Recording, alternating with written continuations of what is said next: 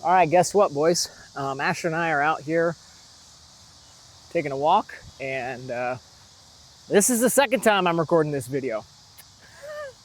I finished up recording the first time and turned my phone around. I was filming with the other side of the camera, and it wasn't recording. I got like a couple seconds there. I'm bleeding. I got a couple seconds at the beginning, and I must have tapped it and didn't realize it. So we're going after it again. Lesson in fortitude here. So we're gonna break the pattern a little bit here, and what we're gonna talk about today is one of our other principles. We call them the principles of health. So principle number one is to obtain health, give the body what it needs, stay away from what it doesn't. Okay, that's kind of this overarching statement that really feeds all the others track back to that one main principle. In that principle, all of our physical problems can be summarized and understood. All of our issues, all disease boils down to either you not getting something your body needs, or you having too much of or coming in contact with something your body does not need. Okay? That can be summarized in two words: deficiency or toxicity. That's it, right? So the rest of this is just, hey, trying to understand in a little bit more specific ways the most common ways that plays out and the kind of lowest hanging fruit things for us to pay attention to and take dominion over with our health. So we break those down into kind of big major categories. So the first one, and what we'd argue is the biggest lever to pull in this whole equation, is food, right? So we've been spending a lot of time talking about food. That's the biggest piece of this challenge. I gotta switch hands because my arm's getting tired. Plus my step counter is on this side. Don't know if it counts while I'm holding onto the phone. Yeah, we're gonna continue to dive deeper into the rest of those principles as we are adding in more types of food, and it becomes more and more important for us to kind of be taking dominion over these other elements of our nutrition, not just, hey, follow the simple rule of eat meat. Way to go. Ash hit his 10,000 steps.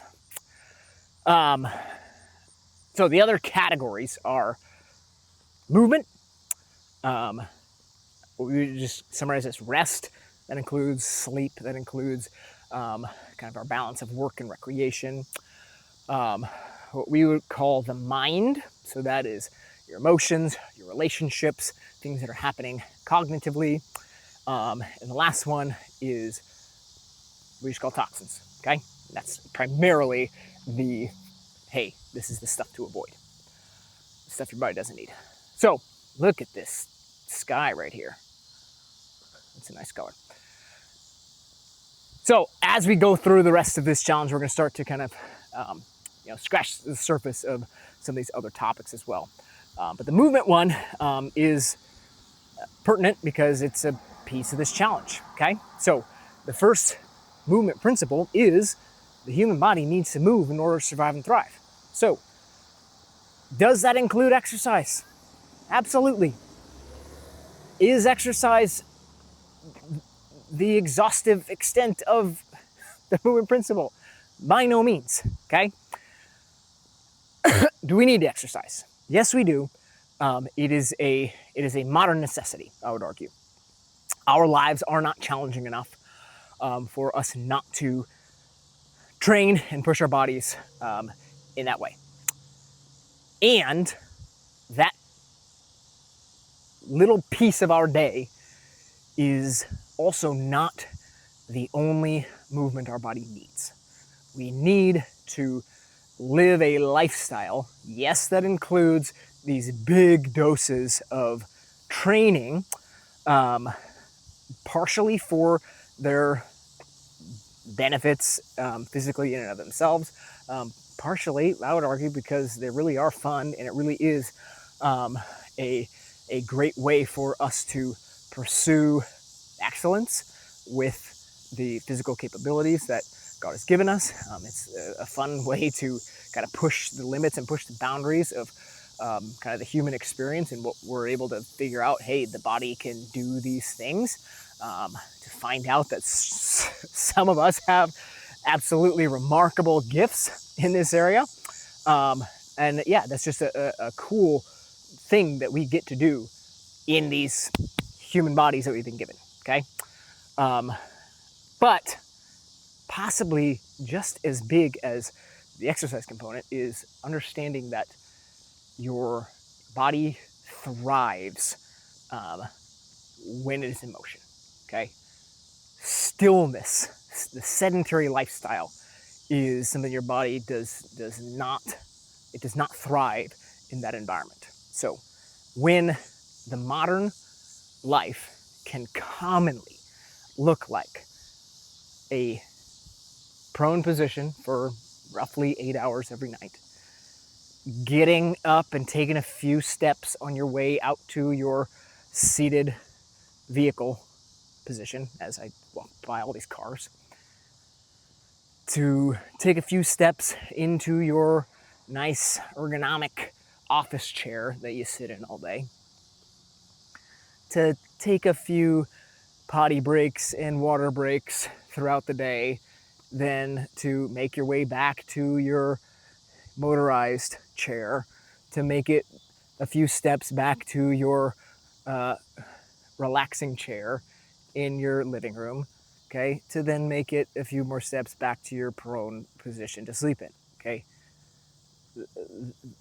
It is not uncommon for that to be a lot of people's average day, and that sounds like maybe 1,000 steps to me, okay. Modern life is very easy, very physically easy. It does not demand much of us physically whatsoever.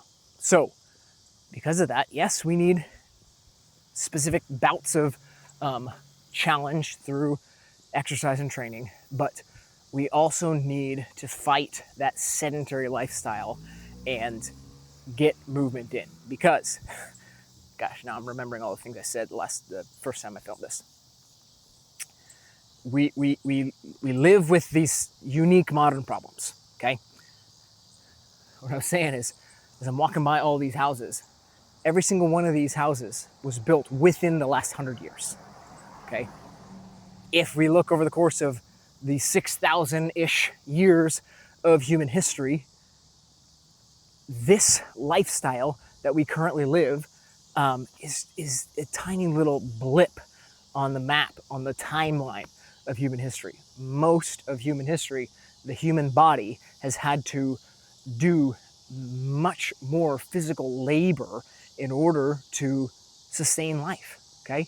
To grow food, to raise animals, to build places to live, to build cities that we live in, okay? Prior to the Industrial Revolution and all the lovely modern conveniences we have, okay, that was just living, right?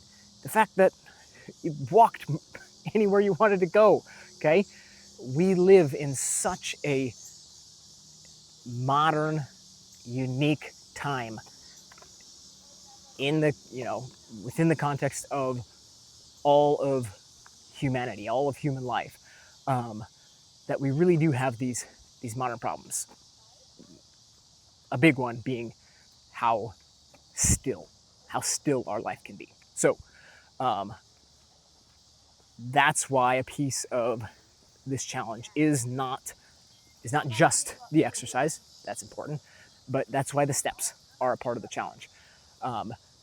And really, so this is the first time in 10 days that Asher and I are out here prior to going to bed, and it's like, oh shoot, let's go finish off our 10,000 steps for the day, because this really isn't the goal. The goal isn't to say, hey, make sure you go for a walk to make sure you get all the steps in. No, the goal is try to be moving throughout your day, try to be not sitting down and sitting still, so that the 10,000 steps is more so just a proxy for you not sitting on your butt all day long, okay? It's just this easy little metric that it's like, hey, I can look down on my wrist and it'll tell me how generally active I've been or how generally sedentary I've been on any given day. Oh, I guess we just hit a mile. That's how long it takes to film 2 videos. Yeah, so that is, we can stop there. I'm sure I said other great stuff in the first take of this, but sorry, providentially, you were not meant to hear it. And so, hey, maybe this is what I need to do. This might be my shortest video yet. All it takes is me filming one take off record, and then giving you the scrappy seconds. So I know, I already waved to him. There they are. Isaac's getting his steps in. Yeah, so hope you're enjoying the fatty fruits today. Hope you're enjoying that this week. I hope it gives you a little pep in your step. Maybe just less of the monotony. Yeah, let's make it a good week, boys. Cool? I've hit my 10,000 steps now. Later.